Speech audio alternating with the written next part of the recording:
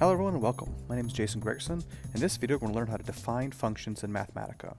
So defining functions is different than storing values. A function is a rule, takes an input, and gives an output. The input is called the argument to the function. So we've worked with functions before in other classes. For example, here's an example of a function, sine pi over 2, and we know that value is equal to 1. So in this case, pi over 2 would be the input, the argument to the function, and 1 would be the output. So in Mathematica, we already have a function defined to be sine, and so I could call that function using capital S and sine, and using square brackets around my argument. In this case, the argument would be pi over 2. I could get that pi value by either typing capital P and then an I for pi, or by typing escape, P escape, to get that nice shorthand symbol. And then I'll say pi divided by 2 like that, or I hit control / to get the nice fancy fraction. So now I have sine of pi over 2. If I evaluate my function, it will kick out the output of 1 that I expect. But I want to find out how I can use my own functions instead of using Mathematica's pre-built functions. So specifically, let's define our own function with the name of f that takes an input and squares it and then subtracts 3. So I might start by saying this looks like a function, and I want my function to be x squared minus 3.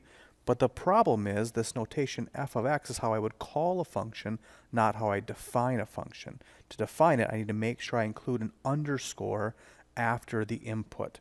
So when defining a function, I have my function name, I have my square brackets, I put in the variables I'm using, and then an underscore after the variables. Then I use an equal, and then whatever my definition for the function is. So that's my general form. And then once again, I have to hit Shift Enter to evaluate that cell to actually define the function. And once I do that, I can use my function like I would use any other Mathematica function. I can just call the function name and put in some input. So this would be f of 2, for example. I can also use that function inside of other functions. For instance, now if I wanted to plot my function, I could just call f of x and plot it over some range of values.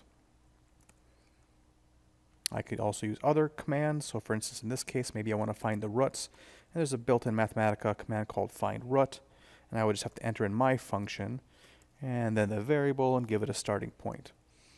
So the big idea here is that I can take my defined function and put it inside of other functions. Once I've defined my function, I might want to, well, redefine it and then reuse that function and also clear it like I did with my stored values. And really I do this in the same way I did with my stored values. I would simply come up here, and if I want to change my function, I could change it to maybe x cubed, and we'll say plus 1. So I've just changed the definition. Now it's important. I have to reevaluate my cell, and now a new thing is stored into my function name. Now the advantages of this, that if I'm using my function by just writing in the function name, now I can just reevaluate the second cell and I have all new inputs. I don't have to type plot or find root because I've just stored the new value for the function and now I've used that value. Alright, then lastly, I want to remember that just because I delete my cell does not erase the function definition. To clear a function, to erase the definition, I have to use the clear command or quit the kernel or save, close and reopen my notebook. So for example, if I just delete this cell, even if I evaluate the empty cell, and I rerun this cell, all those values are still stored. To clear the definition, I have to use the clear command and put in my function name. Now I've cleared the value of f, and now I'll get no outputs over here. Alright, so in this video we learned how to define, use, and reuse or clear our functions. That concludes this video. Thanks for your time.